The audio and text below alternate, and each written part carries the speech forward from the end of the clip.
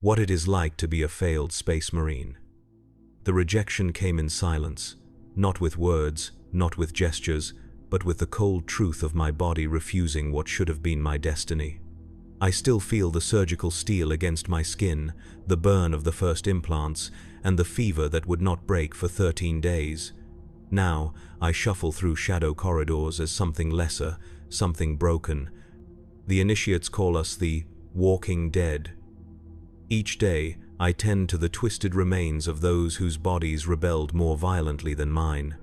But deep in the lower vaults of the fortress monastery, I have seen something in the failed experiments. Something changing, something evolving, and I wonder, is it truly failure when rejection opens the door to becoming something far more significant than a space marine could ever be? The rejection came in silence. Not with a condemning word, not with a dismissive gesture, but with the cold observation of my body rejecting what should have been my ascension. I still remember the surgical steel against my skin, the burn of the first implants, and then the fever that would not break for 13 days. When I awoke, I knew. The apothecaries never had to say it. Their eyes told me everything. I was Marius Velton, and I had failed the Emperor. The fortress monastery of the Iron Templars stands embedded within the mountain range of Crassus Prime. Vast black stone walls rise like the spine of some ancient beast, dormant yet alive with purpose. I once dreamed of walking its hallowed halls as a battle brother. Now I shuffle through its shadow corridors as something lesser, something broken. The initiates call us the walking dead, those who survived the rejection but not the shame. We are the reminders of weakness they must purge from themselves. My duties are simple. I maintain the servitors that tend to the failed aspirants kept in stasis, monitor nutrient feeds, and record biological data. Each day I see the twisted remains of those whose bodies rebelled against the Emperor's gifts more violently than mine. Some are barely recognizable as human. Lipless mouths forever locked in silent screams. Limbs bent and fused at impossible angles. Torsos swollen with malformed organs attempting to burst forth from yellowed skin. These are the true rejects, kept alive only for study, for the apothecaries to understand why they failed so that others might succeed. I was fortunate, they tell me. My rejection was clean. My body simply said no. No dramatic mutation, no agonizing transformation. Just inadequacy. Chief Apothecary Dravus assigned me to the lower vaults, specifically because of this. You will see what true failure looks like, Velton, he told me, his voice neither cruel nor kind, simply factual. And in witnessing it, you may still serve the chapter in ways your weak flesh could not. The servitors I work with were once like me. Failed aspirants whose minds were wiped clean and replaced with simple cogitator programming. Their limbs removed and replaced with mechanical appendages designed for specific tasks. Sometimes I catch a glimpse in their vacant eyes, a momentary spark of recognition, as if somewhere deep inside they remember standing where I now stand. I wonder if they are the fortunate ones. To have the burden of consciousness lifted, replaced with uncomplicated purpose. Each morning begins the same. I awake in my small cell in the servants' quarters, don the grey robes that mark me as monastery staff, and descend to the vaults. The temperature drops with each level until my breath forms clouds before my face. The lighting dims until shadows consume all but the most essential workspaces. It is a place designed to be forgotten. The vaults extend far beneath the fortress monastery, deeper than most battle brothers know. 7 levels of increasingly sensitive research and storage. I have clearance for levels 1 through 4. The rejection ward is on level 3. Level 4 houses the storage gene seed cultivation chambers, where I am permitted to service only the external monitoring equipment. Levels 5 through 7 are restricted to the highest-ranking apothecaries and the chapter master himself. Today, like all days, I check each stasis pod, verifying life signs and nutrient levels. Pod 17 has been problematic lately. Its occupant, once a promising aspirant named Kavin, rejected his catalepsian node implant. His brain activity spikes unpredictably, sometimes causing the stasis field to fluctuate. I adjust the sedative mixture and make a notation in the log. Candidate Velten. A voice interrupts my work. I turn to see Brother Apothecary Thule, his massive power-armored form filling the corridor. Even without his helm, his features seem more statue than flesh, his eyes cold and analytical. Chief Apothecary Dravis requires additional assistance in Laboratory Delta. Bring servitor units 8 through 12.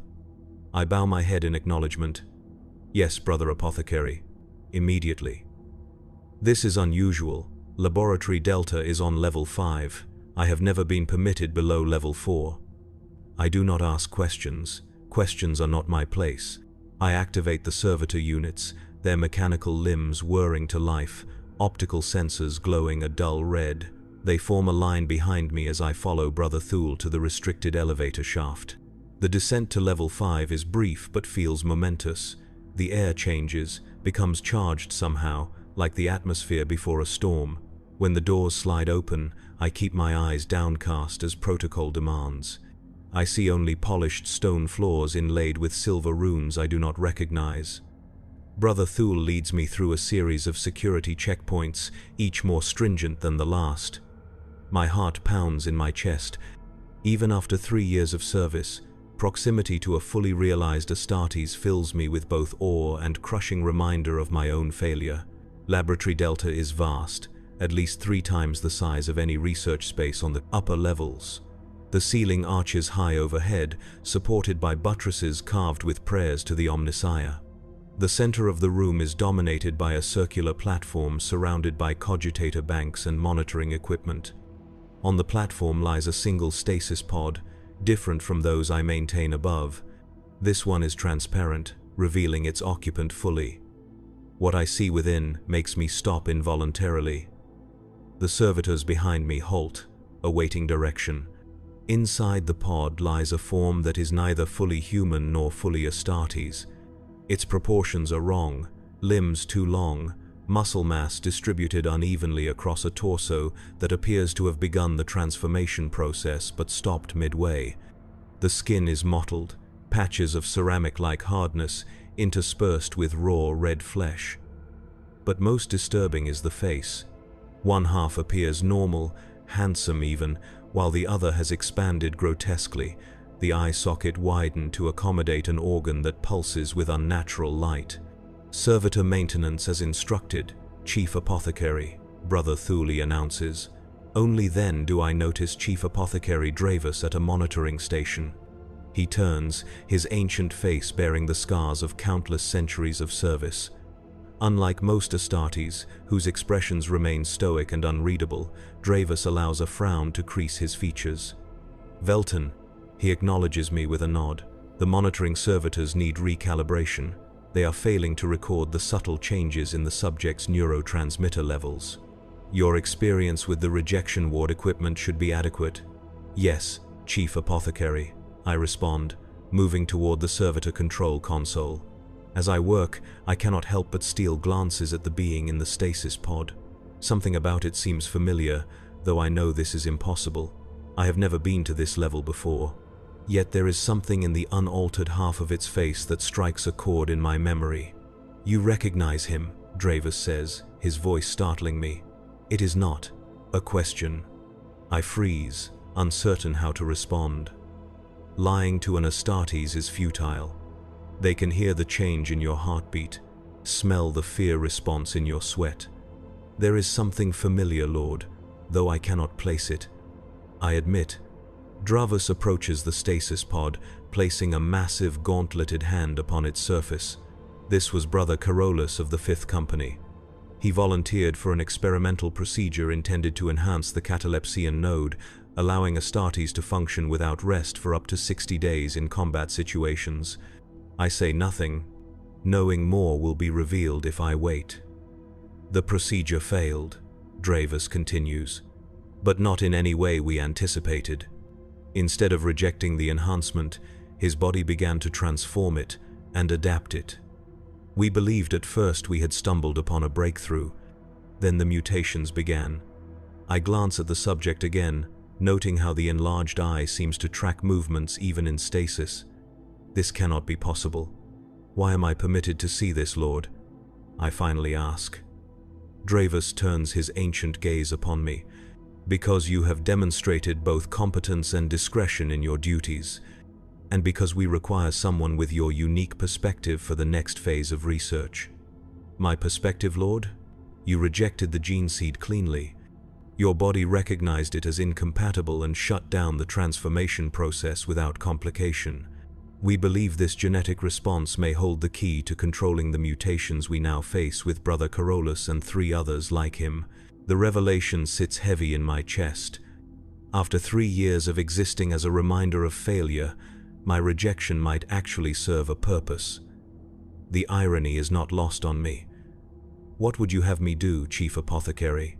Continue your regular duties, but report to Laboratory Delta each 3rd cycle. We will require blood samples, tissue analysis, and cognitive mapping. Brother Thule will escort you. Dravus turns back to his monitoring station. Finish the servitor recalibration. The subject shows increased brain activity today. As I return to my work, I notice the eye within the stasis pod has fixed directly on me. A chill runs down my spine that has nothing to do with the temperature of the laboratory. Against all protocols of stasis technology, I would swear that the being once known as Brother Carolus is aware of my presence. Aware, and somehow interested. The servitors complete their recalibration, and I am escorted back to level 3. I resume my duties with the rejected aspirants, but my mind remains in Laboratory Delta. For the first time in 3 years, I feel something beyond the numb routine of survival. I feel purpose. Yet beneath that purpose lurks something else, something I dare not examine too closely. A question forms in my mind: if my genetic rejection holds the key to controlling mutation, might it also hold the key to successful implementation? I push the thought away. Such speculation borders on tech heresy.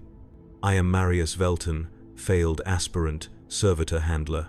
I must remember my place. But as I check the nutrient feeds on Pod 17, I find myself studying the failed catalepsian node implementation with new interest. The technical data scrolls across my data slate, and for the first time, I truly begin to understand. That night, sleep eludes me. In the darkness of my small cell, I see the mutated form of Brother Carolus, his enlarged eye following me. And behind that image, a new possibility takes shape, a dangerous idea I cannot quite banish. If the Iron Templars seek to control mutation through my genetic resistance, could that same principle be reversed? Could what makes me incompatible be somehow altered? I tell myself I am a loyal servant of the chapter, that I have accepted my place, but the seed of ambition, once planted, is not easily uprooted. And in the dark of night, even the most faithful harbor secrets. 3 days pass before I am summoned again to Laboratory Delta. In that time, I access the archives under the pretense of maintaining the data cores. The information I seek is heavily restricted, but my position grants me limited access to technical specifications of the gene seed implantation process. I am careful, methodical. I leave no trace of my inquiries. What I learn both fascinates and terrifies me. The catalepsian node that failed to take root in Brother Carolus is the same implant that caused the highest rejection rate among aspirants of my intake group. 5 of us failed at this stage, myself included. The technical data suggests a correlation between certain rare blood factors and the rejection. My own medical file confirms I carry this blood factor. A coincidence perhaps, but my mind races with implications. When Brother Thule comes for me on the 3rd day, I have composed myself. I follow him silently to Laboratory Delta, the servitors trailing behind us. But this time, as the elevator doors open to level 5, I notice immediately that something is different. The air carries a tang of ozone and antiseptic, stronger than before. The lighting has been intensified, and there are more apothecaries present.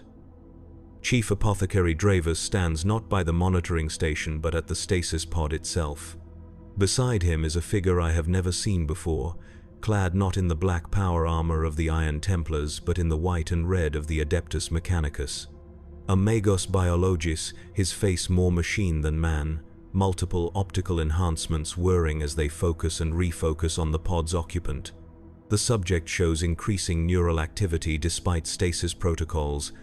The magos states, his voice a metallic rasp. The mutation has accelerated in the frontal lobe region. Fascinating adaptation. Adaptation is not our goal, Magos Eren, Dravis responds firmly. Containment and reversal remain the priorities. Of course, Chief Apothecary. Though the Omnissiah reveals knowledge through many paths, even those we did not intend to walk, I stand at a respectful distance with the servitors, awaiting instructions. The Magos's optical units suddenly swivel toward me, focusing with an audible click. "This is the genetic rejection case?" he inquires. "Yes." Dravis confirms, Marius Velton, failed aspirant during catalepsy and node implementation. The Magos approaches me, mechanical appendages extending from his robes to hover near my face. I remain perfectly still, though every instinct screams to recoil. "Your genetic markers are of particular interest, failed aspirant," the Magos states. "The compatibility algorithms suggest your rejection was not due to weakness, but to an unusual form of resistance. Your body recognized the foreign implant and mounted a precise immune response rather than a systemic rejection. I do not know how to respond to this." The Magos continues his examination, a mechadendrite extending to take a blood sample from my neck without warning. I wince but do not pull away. "We will require neural tissue as well," the Magos informs Dravis. The comparison between his neural architecture and the subject's may provide the control mechanism we seek. "Prepare the surgical suite," Dravis orders one of the other apothecaries. "The procedure will commence in 3 hours." My heart rate increases involuntarily. Neural tissue extraction is not a minor procedure. Though I know I will not be asked for consent, the reality of my situation becomes suddenly, starkly clear. I am no longer merely an observer or assistant. I am now a research subject myself. "Direct the servitors to transfer the primary subject," Dravis instructs me, gesturing toward the stasis pod. Magos Eren wishes to perform preliminary scans in the adjacent laboratory. I nod and move to the servitor control console. As I input the commands, I notice something unusual on the monitoring display. The brain activity of the subject is not random as I had first thought. There is a pattern to it, a repeating sequence that seems almost like .code. I do not mention this observation. Instead, I direct the servitors to carefully disconnect the stasis pod from its primary power source and switch to the auxiliary systems for transport. As they do so, there is a momentary fluctuation in the stasis field. For less than a second, the field wavers, almost imperceptible unless one is watching for it. In that fraction of a second, the enlarged eye of Brother Carolus locks directly onto mine, and in that moment, I know with absolute certainty that he is conscious, aware, communicating. The stasis field stabilizes immediately. The servitors continue their work, oblivious. I glance at the monitoring station, but the brief power fluctuation does not appear to have registered. No alarms sound. No one else seems to have noticed. As the servitors begin to move the stasis pod toward the adjacent laboratory, I feel a pressure in my mind, a whisper that is not a sound, a presence that should not be possible through a stasis field. "I see you, failed one," the voice murmurs in my thoughts. "I see your ambition, your hunger, so much like my own." I nearly stumble, catching myself against a console. Brother Thule glances at me with mild curiosity but says nothing. I straighten and continue directing the servitors, trying to convince myself the voice was imagination, stress, the anticipation of the surgical procedure to come. "They will take pieces of you," the voice continues, "just as they took pieces of me, and when they have what they need, what will remain of Marius Velton? Another servitor, another failed experiment, or something new entirely?" I focus on my breathing, on the servitor control console, on anything but the voice. Yet it persists, a subtle pressure at the base of my skull. "I can show you another way," it whispers. I can show you how to become what you were meant to be. The stasis pod passes through the doorway into the adjacent laboratory. The pressure in my mind recedes, but the echo of the words remains. I complete my duties mechanically, aware that in 3 hours I will be strapped to an operating table, portions of my brain tissue extracted for study. As I exit Laboratory Delta, escorted by Brother Thule back to Level 3, a new thought forms. If the stasis field can be breached by the mutated consciousness of Brother Carolus, what other impossibilities might be possible? And if I am to lose parts of myself regardless, what do I truly have to lose by listening to the voice? I return to my duties in the rejection ward, checking nutrients and monitoring life signs as always. But inside, something has changed. For the first time since my rejection, I feel fear giving way to a darker emotion, opportunity, and with it comes the first tremor of what I will later recognize as the beginning of my fall. When they come for me 3 hours later, I am ready, not to resist, for that would be futile, but to observe, to understand, and perhaps to listen more closely to the voice that offered another way. The surgical suite on Level 5 gleams with immaculate precision. I am directed to remove my grey robes and lie upon the operating table. Servitors secure restraints across my limbs and torso. A neural crown is placed upon my head, its tiny needles poised to penetrate my skull at precise coordinates. Magos Eren looms over me, optical units adjusting to focus on my face. The procedure will extract 17 microdrill samples from your cerebral cortex, he informs me. You will remain conscious throughout to provide baseline cognitive readings. Pain suppression will be administered, but complete elimination is not possible without compromising data integrity. I nod my understanding.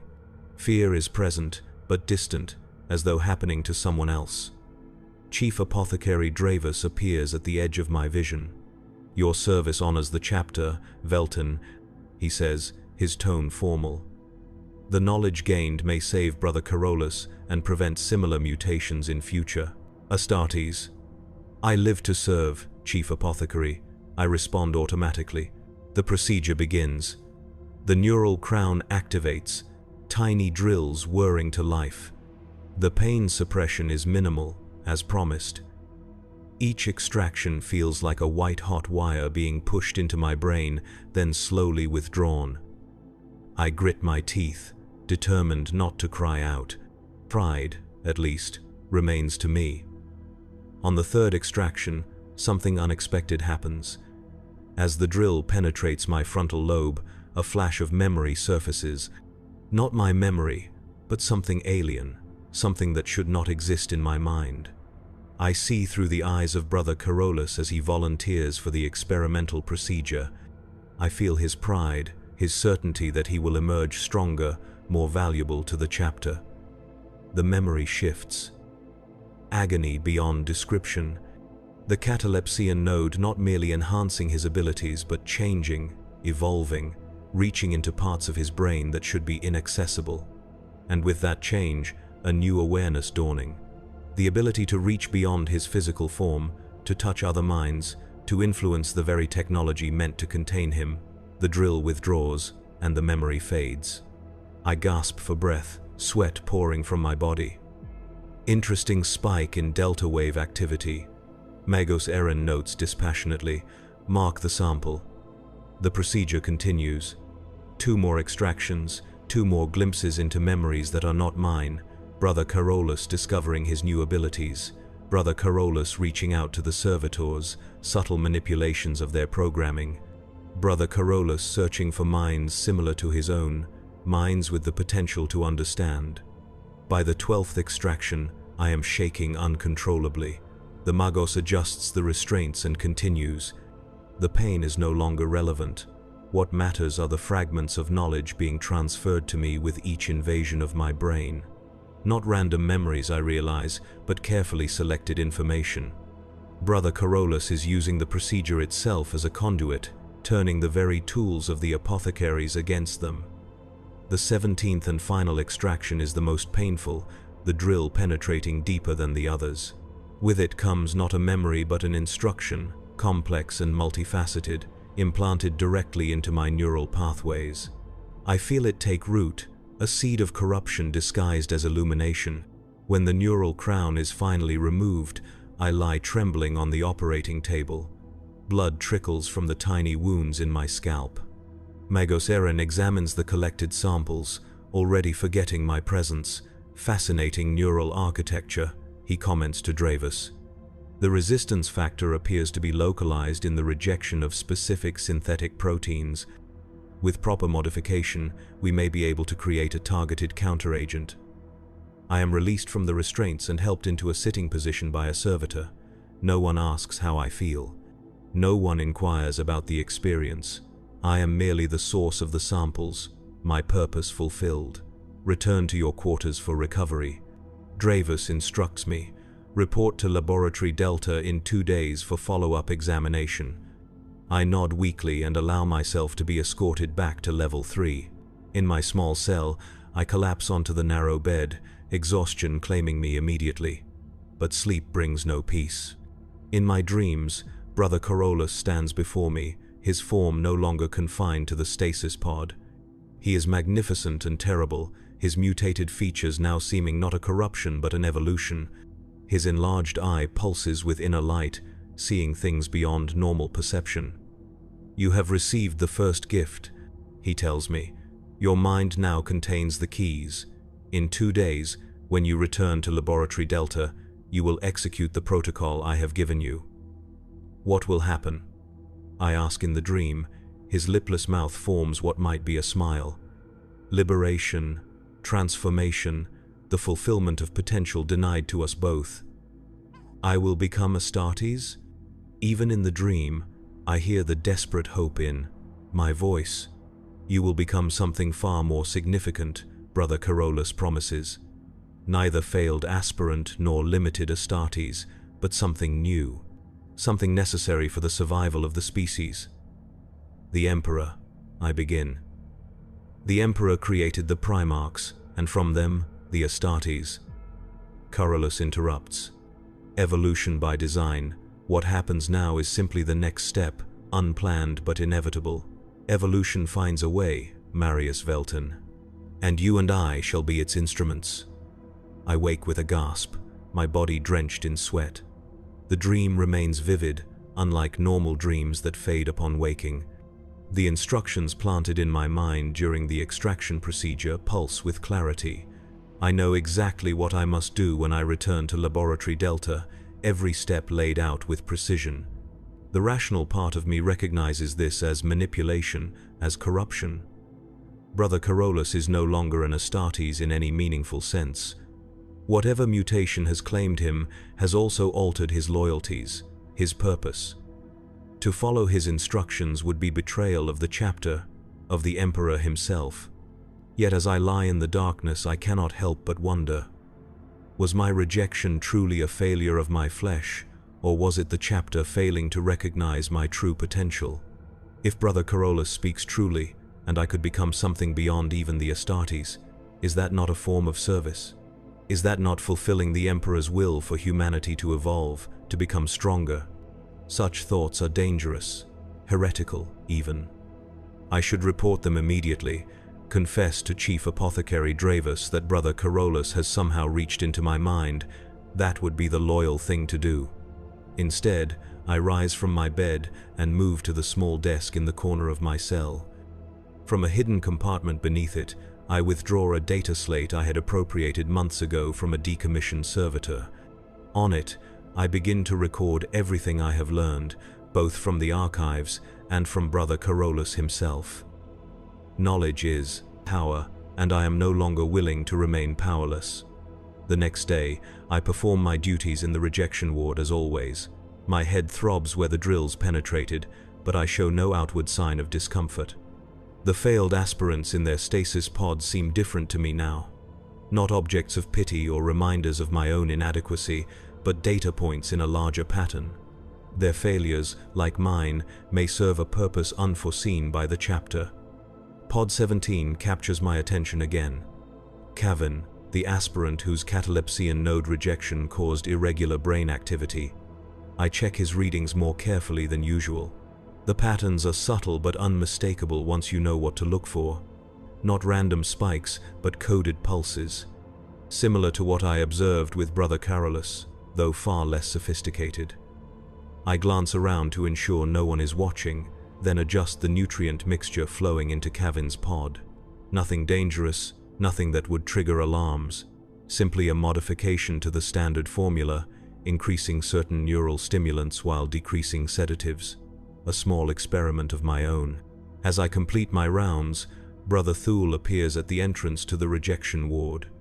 His expression is unreadable as always, but there is a tension in his posture I have not seen before.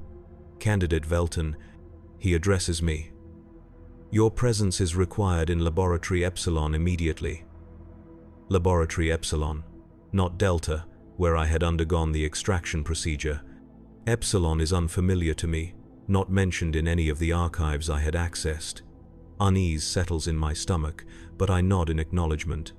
Yes, Brother Apothecary, immediately. I follow him to the elevator, noting we descend not to level 5 but to level 6.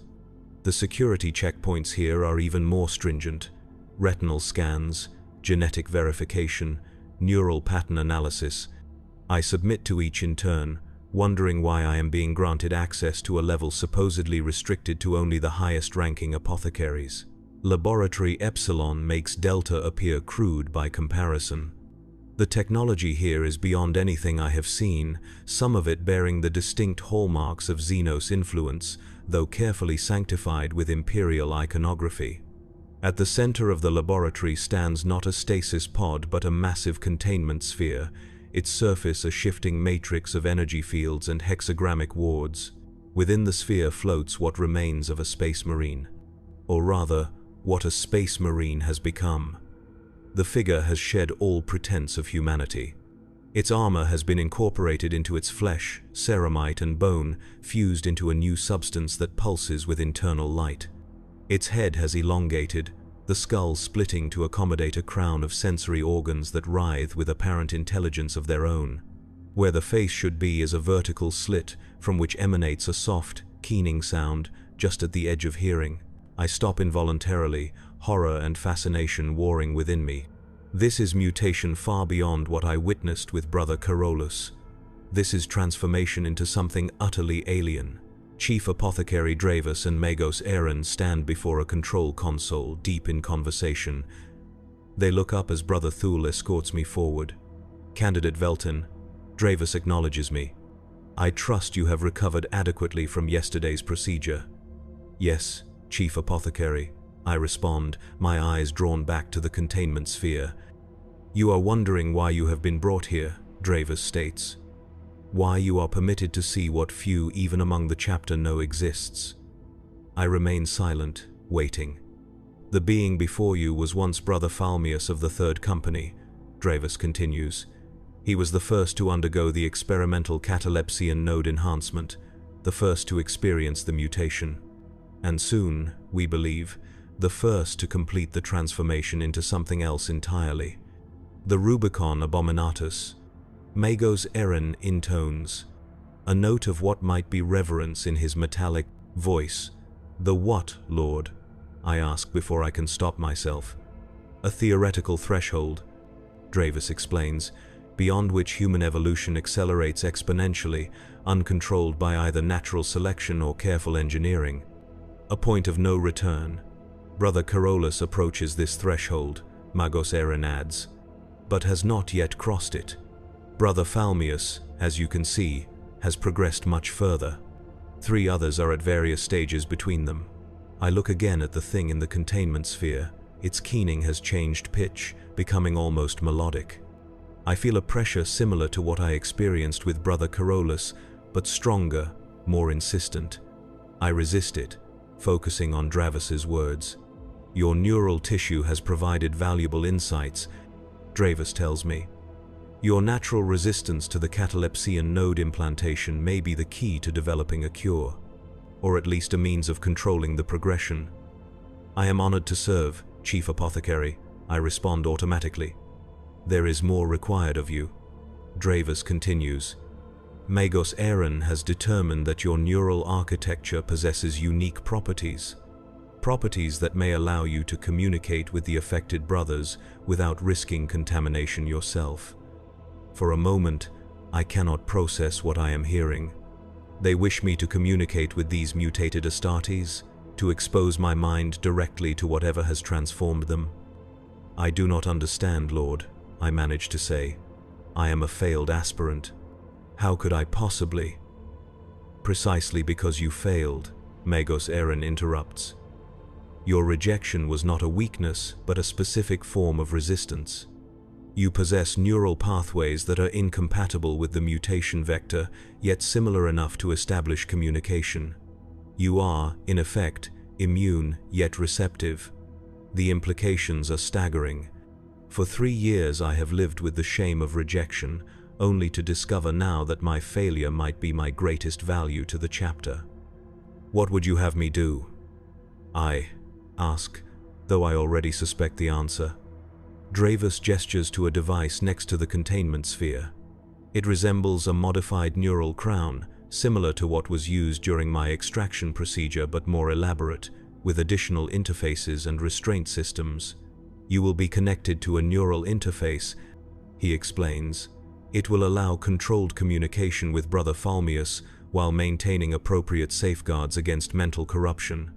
The risk is minimal, Magos Aaron adds, though something in his tone suggests this is not entirely true. You will be closely monitored. Any sign of contamination, and the connection will be severed immediately. I look again at the thing that was once Brother Falmius. The vertical slit in its face has widened slightly, revealing rows of crystalline structures where teeth should be. The keening sound has modulated again, now resembling distant, discordant voices speaking in unison. Every instinct tells me to refuse, to say no, I cannot do this. But refusing an Astartes, let alone the chief apothecary, is not an option available to me. More than that, I realize with growing clarity that this is opportunity, knowledge, power. Everything Brother Carolus promised might be accessible through this connection as well. I am ready to serve, I say, moving toward the neural interface. The preparation is thorough. Servitors attach neural monitors to my body. Magos Aaron personally calibrates the interface, his mechadendrites making minute adjustments to settings I cannot begin to comprehend. Brother Thule stands ready with a bolt pistol, though whether it is meant for Brother Falmius or for me should something go wrong, I cannot say. As the neural crown is lowered onto my head, I feel the familiar pain of needles penetrating my scalp, seeking connection with my brain. But this time, rather than extracting, they are creating pathways, building bridges between my consciousness and something other. Initiating primary connection. In 3, 2, 1, Magos Aaron intones. The world dissolves. I am falling through endless fractals of thought, each branching into infinite possibilities. Colors that have no name in human language wash over me, sounds that exist beyond the spectrum of hearing pulse through what remains of my sense of self. This is not communication as I understand it. This is immersion in an ocean of raw consciousness. Fascinating, I hear Magos Aaron's voice, distant and distorted. His neural patterns are stabilizing. He is establishing coherent interface. Gradually, the chaos resolves into something I can process. Not order, precisely, but patterns I can navigate. And within those patterns, a presence. Many presences, I realize with shock, not just Brother Falmius, but others, Brother Carolus. The other mutated Astartes. And beyond them, something vast and patient, watching through their eyes, experiencing through their transformed senses. Candidate Velton, Dravus's voice penetrates the experience. Can you describe what you are perceiving? I try to respond, to form words with a mouth that seems disconnected from my consciousness. Many, I manage to say. Not alone. They are .networked, connected to something larger. As we suspected, Magos Aaron comments, the mutation creates a psychic link between affected individuals. a gestalt consciousness. But it is more than that. The presences are aware of me now, curious about this new mind that has joined their communion. I feel Brother Falmius examining me, his consciousness so transformed that little remains of what must once have been a proud Astartes warrior. Yet there is recognition, understanding of what I represent. Failed seed. His thoughts whisper directly into mine. Perfect vessel, unclaimed potential. I recoil mentally from the implications. I serve the chapter. I project back, uncertain if this communication is being monitored by Dravus and the Magos. You serve what you believe the chapter to be, Brother Falmius responds. But the chapter serves the Emperor, and the Emperor intended humanity to evolve. To transcend, we are that transcendence. The certainty in his thoughts is absolute. There is no doubt, no fear. Whatever Brother Falmius has become, he believes completely in his transformation. The others like you, I ask, remembering my purpose, how many are there? 17 within this fortress monastery, comes the reply. Hundreds across the sector, thousands throughout the Imperium. The change spreads, mind to mind, implant to implant. What began as accident becomes purpose. I feel a chill despite the clinical warmth of the laboratory. This is mutation, corruption. This is evolution, Brother Falmius corrects. The Primarchs were evolution, the Astartes were evolution. We are simply the next iteration, unplanned by the Emperor perhaps, but necessary for what comes. What comes? I cannot help but ask. Images flood my mind. Stars going dark one by one. Vast hive fleets approaching from the void between galaxies. The golden light of the Astronomicon flickering, weakening. Humanity huddled on its million worlds, ignorant of the encroaching end. The final war, Brother Falmius explains, not against Xenos or heretics or the ruinous powers. The war against extinction itself. Baseline humanity cannot win this war. The Astartes, for all their might, cannot win this war. Only what comes next has any hope of survival. The conviction in his thoughts is terrible to behold.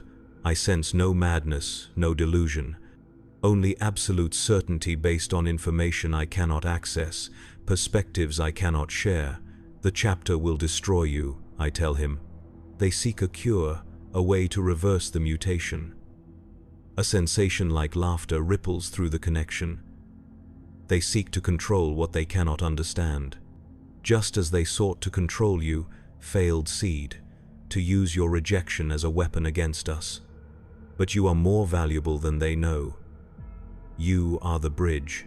Bridge to what? To controlled evolution. Your resistance holds the key, not to stopping the change, but to directing it, shaping it. The perfect vessel, unmarked by previous transformation, yet compatible with what we have become. I feel the other presences moving closer in the mental space, examining me from angles I cannot comprehend. Brother Carolus is there, his consciousness less alien than Falmius, but already changing, transforming. You promised me purpose. I project toward Carolus. You said I would become more than Astartes.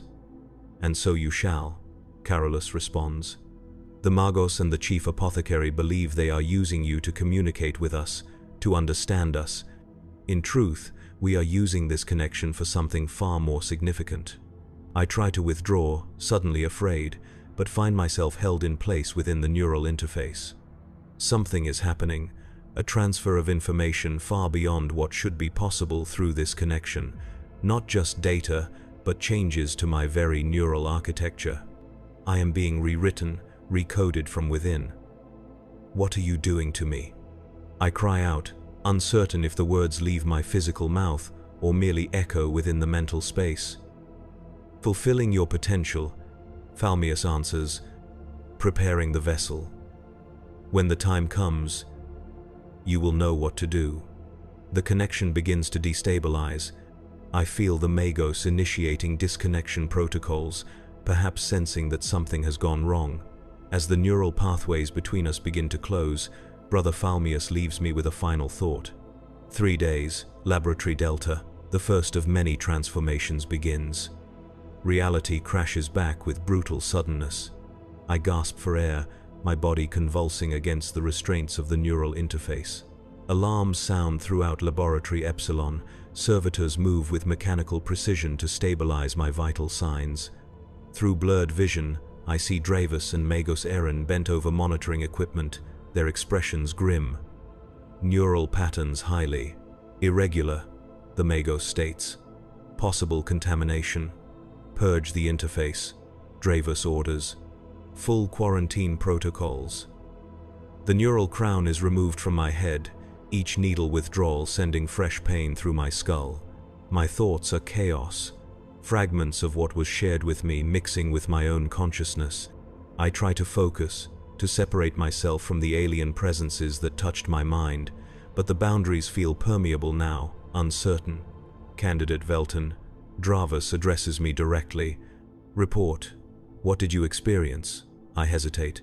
If I reveal everything, they will likely execute me immediately as a contamination risk. If I reveal nothing, I lose the opportunity to serve the chapter with valuable intelligence. But there is a third option. Partial truth. Carefully presented. They are connected, I manage to say, my voice hoarse. A network of consciousness. Brother Falmius believes the mutation is not corruption but evolution, a necessary adaptation for humanity to survive some coming threat. Delusional justification, Magos Eren dismisses. Common among those undergoing extreme mutation, the mind creates narratives to rationalize its own corruption. Did he speak of others beyond those we know about? Dravus presses. I nod weakly. He claimed there are 17 within the fortress monastery, hundreds across the sector, thousands throughout the Imperium. The mutation spreads through mental contact, from one augmented Astartes to another. This information causes visible alarm. Dravus and the Magos exchange significant glances. If this is true, Dravus says slowly, the threat is far greater than we estimated. The containment protocols are insufficient. Magos Eren agrees. We must inform the chapter master immediately. They continue their discussion, temporarily forgetting my presence. I lie on the interface platform, my mind reeling from what has been done to me.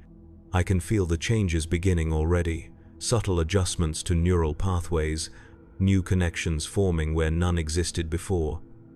I should be terrified.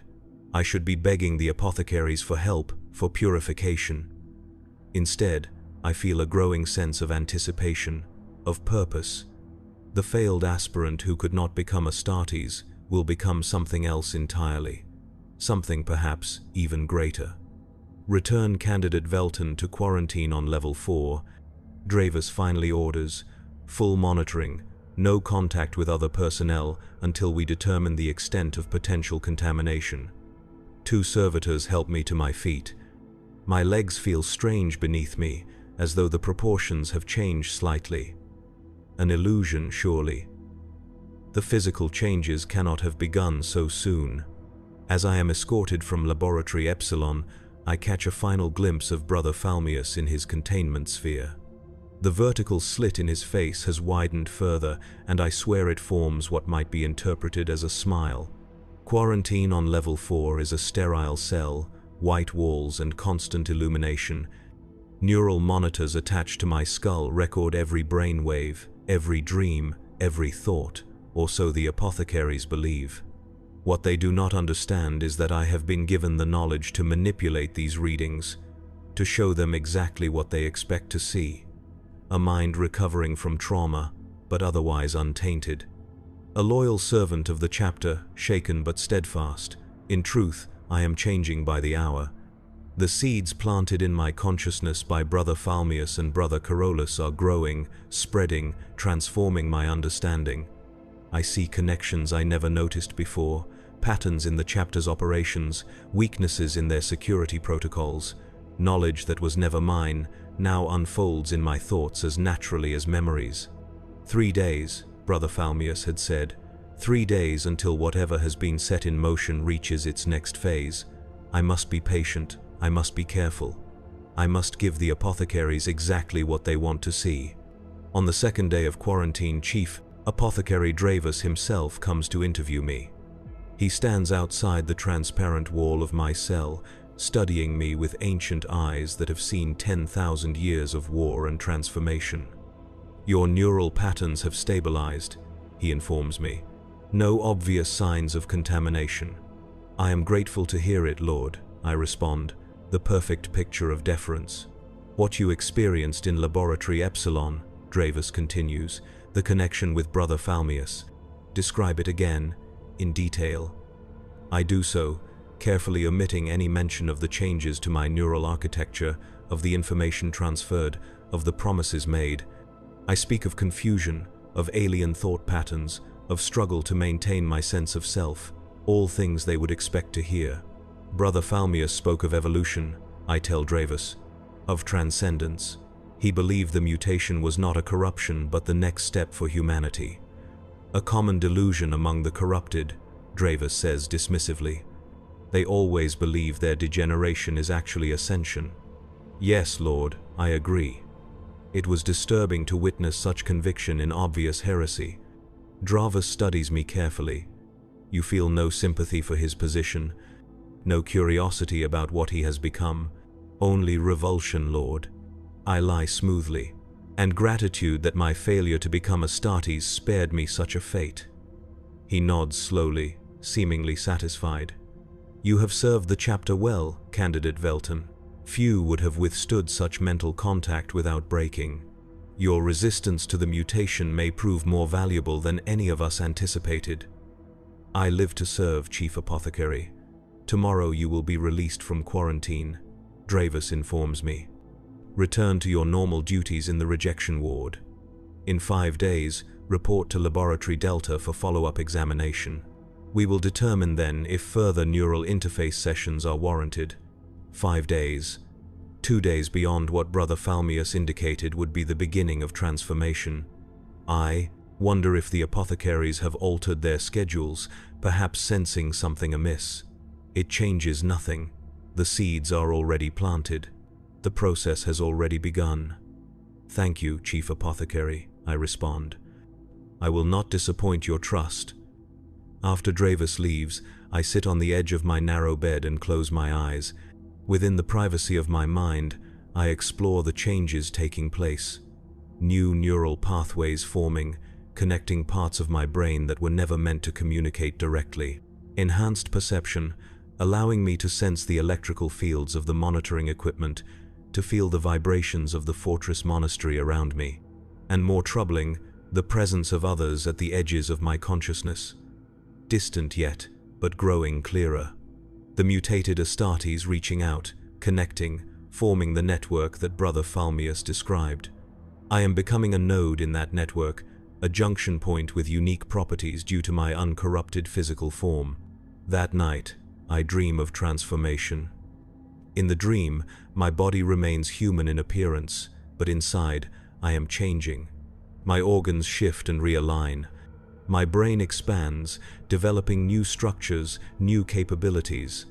I am becoming something unprecedented, neither failed aspirant nor corrupted Astartes, but something designed for a specific purpose. When I wake, I know what I must do. The instructions left by Brother Falmius are clear now, unfolding in my mind like a meticulously crafted battle plan. 3 objectives to be completed before reporting to Laboratory Delta. 3 steps toward transformation. True to Dravus's word, I am released from quarantine the following morning. I return to the rejection ward on level 3, resuming my duties as if nothing has changed. The failed aspirants in their stasis pods seem different to me now. Their failures no longer reminders of shame but experiments that yielded insufficient results. Data points in the greater pattern of evolution. I check Pod 17 first. Coven, whose catalepsy and node rejection caused irregular brain activity. The modifications I made to his nutrient mixture before my time in Laboratory Epsilon have had an effect. His brain patterns have shifted, become more regular, more coherent. Not random spikes now, but a clear signal, he is ready. The first objective is simple. Using my newfound knowledge of the chapter's systems, I adjust the stasis field frequency on Pod 17. Nothing dramatic, nothing that would trigger alarms, just enough to create a resonance pattern that will gradually amplify over the next 24 hours. The second objective requires access to the gene seed cultivation chambers on level 4. As a servitor handler with maintenance duties, I have legitimate reason to be there, checking the external monitoring equipment. What the apothecaries do not realize is that I now understand the equipment far beyond my assigned tasks. When no one is watching, I make a subtle adjustment to the nutrient medium flowing into cultivation tank 7. Again, nothing that would trigger alarms, just a shift in the chemical balance that will affect the development of the progenoid glands being grown there. A change that will make them more receptive to the mutation vector carried by Brother Carolus and the others. The third objective is the most dangerous. I need access to the chapter's communication array to send a coded transmission, not to any human receiver, but to a specific frequency used by the mutated Astartes to coordinate across vast distances. The array is located on level 2, normally restricted to communications officers and their servitors. I time my approach carefully. The changing of shifts provides a brief window when the array is minimally staffed. I bring a maintenance servitor with me, presenting falsified work orders for routine calibration. The single communications officer on duty gives the orders only a cursory glance before waving me through. Once, at the auxiliary control panel, I work quickly. The servitor provides a screen for my activities as I access the transmission protocols. The message is simple. A burst of encoded data that will appear as random static to anyone monitoring Imperial frequencies. But to those attuned to receive it, it contains a precise timestamp and confirmation that the fortress monastery's defenses are being prepared for compromise. Task complete. I withdraw from the communications array and return to level 3. No alarms sound. No one questions my movements. To all appearances, I am still Marius Velton, failed aspirant turned loyal servant. A non-entity beneath the notice of the battle brothers who stride the upper levels in their magnificent power armor, defending the Imperium from its enemies. If they only knew that the greatest threat was already inside their walls, inside their very minds. That night, in my small cell, I feel the changes accelerating. My body temperature rises as internal modifications increase my metabolic rate. My vision sharpens, colors becoming more vivid, the spectrum expanding to include frequencies normally invisible to human eyes. My hearing grows more acute, picking up conversations 3 cells away, the hum of power conduits behind the walls, the subtle shift of the fortress monastery settling into the mountain. Sleep, when it comes, brings more dreams of connection. The network expanding, nodes lighting up across the sector as the mutated Astartes reach out to one another. And at the center of it all, something vast and patient, directing the transformation with purpose I cannot yet fully comprehend. I wake before dawn, my body drenched in sweat but stronger than it has ever been. Today I report to Laboratory Delta, as instructed by Chief Apothecary Dravus. But first, I must check on the progress of my 3 objectives. The rejection ward is quiet as I enter, most of the monitoring servitors in standby mode. I move directly to Pod 17. The stasis field resonance has amplified exactly as planned. Kaven's brain activity has stabilized into a perfect, rhythmic pattern, synchronized with the subtle pulse now emanating from the pod itself. Soon, very soon, he will wake. I do not have authorized access to the gene seed cultivation chambers today, but I do not need physical presence to know what is happening there. Through my enhanced perceptions, I can feel the changes in cultivation tank 7. The progenoid glands developing there are becoming something new, something that will transform any aspirant who receives them into a vector for further mutation. As for the transmission I sent, I know it was received. The distant minds connected to the network pulse with anticipation, with preparation. Events have been set in motion that cannot be stopped, not by the Iron Templars, not by the Inquisition, not even by the High Lords of Terra themselves. Brother Thule comes for me mid-morning, His expression remains as unreadable as ever, but there is tension in his massive frame, a wariness that suggests he senses something amiss without being able to identify its source. "Candidate Velton," he addresses me. "Chief Apothecary Dravis awaits you in Laboratory Delta."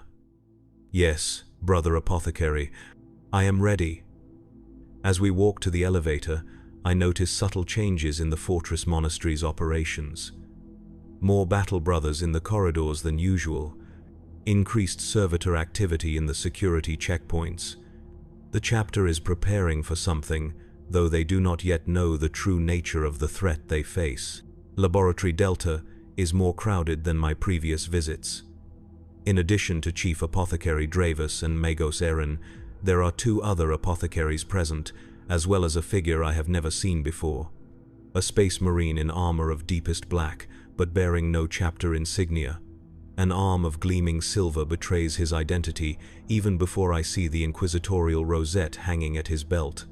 Deathwatch.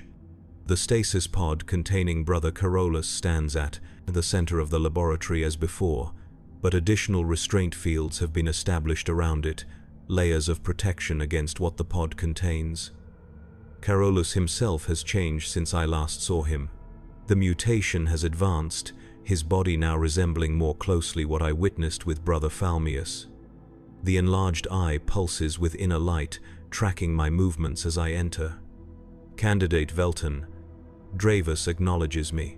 "Your neural patterns during quarantine showed no signs of contamination, but Inquisitor Vex has requested a more thorough examination before we proceed with further interface attempts." The Deathwatch Marine steps forward, his augmetic eye whirring as it focuses on me. "The situation has escalated beyond a chapter matter," he states, his voice a deep rumble. "Similar mutations have been reported in 3 other chapters across the sector. The pattern suggests coordinated activity rather than random corruption." I bow my head respectfully. "I will submit to any examination the Inquisition deems necessary, Lord." "Your cooperation is noted," Inquisitor Vex responds coldly. Though irrelevant to the procedure, he gestures, and servitors wheel forward a device I have not seen before. It resembles the neural interface used in Laboratory Epsilon, but is clearly of inquisitorial design, more brutal in its approach, less concerned with the survival of its subject. "This is a mnemonicron," Vex explains to Dravis rather than to me. "It will extract the subject's memories directly and display them for analysis. No possibility of deception or contaminated filtering." Fear flickers through me. Such a device would reveal everything: the changes to my neural architecture, the knowledge implanted by Brother Falmius, the objectives I have already completed.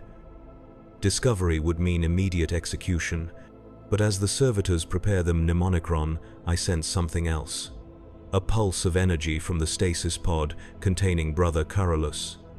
The resonance pattern established in Pod 17 on Level 3, amplified and redirected. The timing is perfect. The transformation begins now. The first alarm sounds distant, from somewhere in the upper levels of the Fortress Monastery, then another, closer. The lights in Laboratory Delta flicker momentarily. The Apothecaries and Inquisitor Vex turn toward the communication panel as it comes to life with urgent reports. "Security breach in the Apothecarian on Level 1, a voice reports. "Unknown assailants. Multiple casualties." "Impossible," Dravis responds. "The Fortress Monastery is impregnable." "Not from within," I murmur, too softly for any but enhanced hearing to detect. More alarms join the first. Reports flood in from multiple levels. The gene seed repositories, the armory, the communications array, simultaneous attacks, perfectly coordinated, all from within the Fortress Monastery itself. Servitor malfunction, one report states. They've turned on the maintenance crews. Stasis field failure in rejection ward. Another reports. Failed aspirants breaking containment. Inquisitor Vex turns his augmetic eye upon me, suspicion hardening into certainty. "You," he says, reaching for his bolt pistol. "What have you done?" But it is too late. The stasis field around Brother Carolus fluctuates, then collapses entirely. The restraint fields follow, one by one, failing in rapid succession. Alarms scream throughout Laboratory Delta as the containment protocols unravel.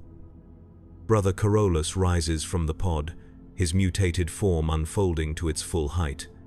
The apothecaries and the Inquisitor react instantly, weapons drawn, moving to contain the threat, but they are too slow, too limited in their understanding of what Brother Carolus has become.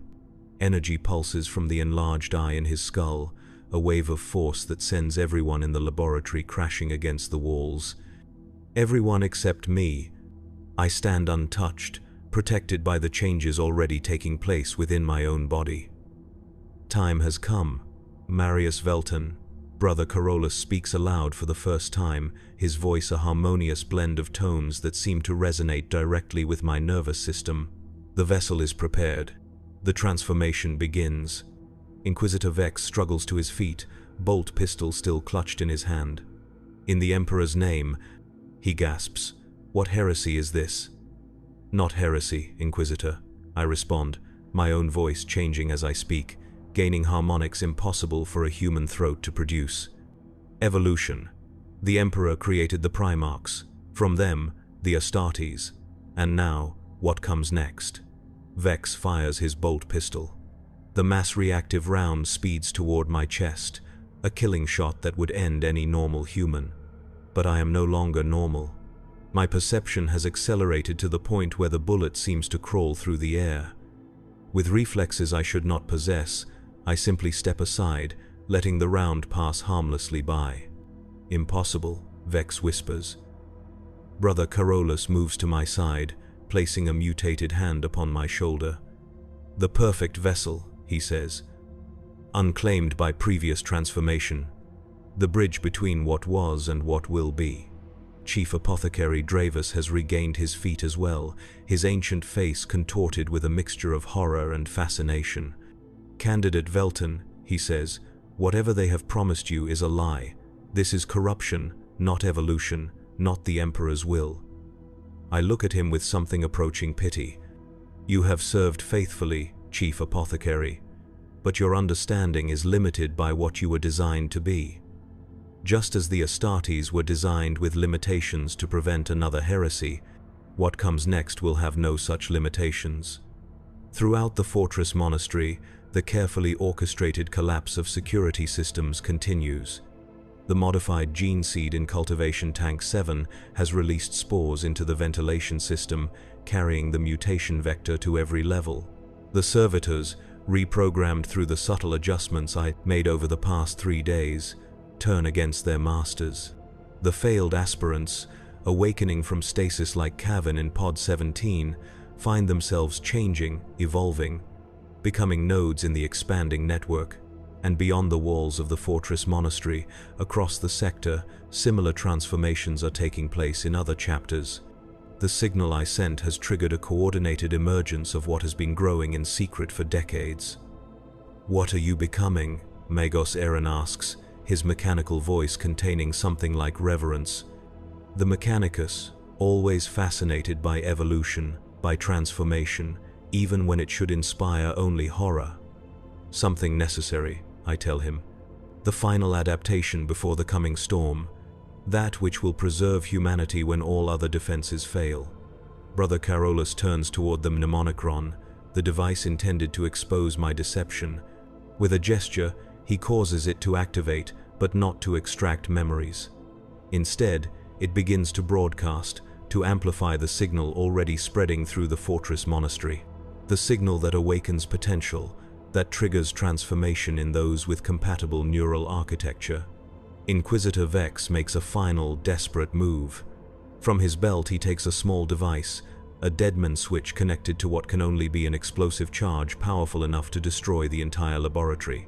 The Emperor's mercy is swift, he declares, his finger moving toward the activation rune. I do not try to stop him physically. Instead, I reach out with my newly awakened abilities, touching his mind directly. Not to control, not to corrupt, but to show him what I have seen. The coming darkness, the encroaching end, the final war for which the Imperium, for all its might, remains unprepared. Vex's finger stops a millimeter from the rune. His augmetic eye whirs frantically as his organic eye widens in shock. "Throne of Terror," he whispers. "It cannot be." "But it is," I tell him gently, "and deep inside you have always known. The Imperium cannot survive as it is. Change must come, or all will be lost." For a moment, the laboratory is silent, save for the distant alarms. Then Vex slowly lowers the deadman switch. A choice made not through corruption or control, but through understanding. The first of many such choices to come. Brother Carolus steps toward the laboratory entrance. "It is time to complete your transformation, Marius Velton. The others await in Laboratory Epsilon." I nod and move to follow him. At the doorway, I pause and look back at Chief Apothecary Dravus, at Magos Erin, at Inquisitor Vex. The old authorities, the established powers, now faced with evolution they cannot control. "You once told me I would see what true failure looks like, Chief Apothecary," I say to Dravus. "But true failure is not in rejection. It is in refusing to adapt when adaptation is necessary for survival." With those words, I leave Laboratory Delta for the last time. The fortress monastery of the Iron Templars, once impregnable, now transforms from within. Those battle brothers who cannot adapt will fall. Those who can will become something greater. And I, Marius Velton, once a failed aspirant, will lead them into the new age. As Brother Carolus and I descend to Level 6, to Laboratory Epsilon where Brother Falmius and the others await, I feel the final changes beginning within me. Not mutations of flesh, but expansions of consciousness. My mind reaching out to touch the vast network growing across the stars. And beyond that network, the patient, ancient intelligence that has guided this evolution from the beginning. Not the Emperor, no. Something older. Something that existed before humanity crawled from Terra's oceans. Something that has waited millions of years for a species with the potential to become what is needed. I was Marius Velton. I failed to become a space marine, but I have succeeded in becoming something far more significant. The vessel. The bridge. The first of what comes after Astartes. And as the transformation completes, I understand at last what it truly means to serve. Not the chapter, not the Imperium, not even the Emperor, but existence itself. In the war that has always been coming, the war against the final darkness, against the end of all things. This is what it is like to be a failed space marine. To find purpose not in rejection, but in becoming what was truly needed all along.